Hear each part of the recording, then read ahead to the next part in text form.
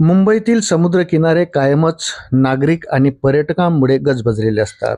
मात्र सध्या मुंबईतील काही समुद्रकिनारी रात्रीच्या वेळी शेकडो नागरिक झोपण्यासाठी येत असल्याचे मागील काही दिवसापासून दिसत आहे.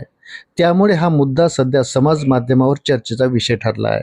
समुद्रकिनारी रात्रीच्या वेळी यापूर्वी इतक्या नागरिकांनी गर्दी केली नव्हती, असे निरीक्षण काही नेटकऱ्यांनी नोंदविले आहे. मात्र हे नागरिक आपल्या कुटुंबासह समुद्रकिनारी झोपण्यासाठी का येत आहेत, असा प्रश्न अनेकांना पडला आहे. वर्सोवा हा मुंबईतील प्रसिद्ध समुद्र किनाऱ्यांपैकी एक आहे. तेथे कायम नागरिकांची गर्दी असते.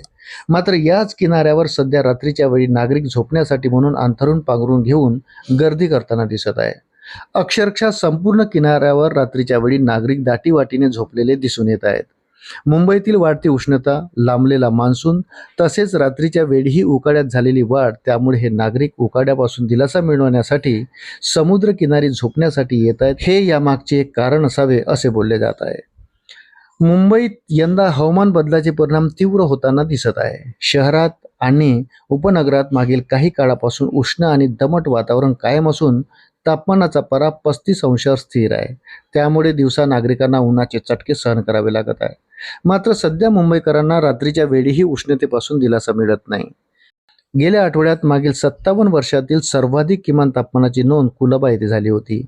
तेथे 30.2 अंश सेल्सिअस किमान तापमानाची नोंद झाली होती. दरम्यान आजही सांताक्रूज आणि कुलाबा येथे 31 अंश सेल्सिअस किमान तापमानाची नोंद झाली. मुंबईत यंदा जून महिन्याचा पंधरवडा कोरडाच गेला. या दरम्यान सरासरीहून कमी पावसाची नोंद झाली. त्यामुळे आता मुंबईकरांचे लक्ष मान्सूनच्या आगमनाकडे लागले आहे.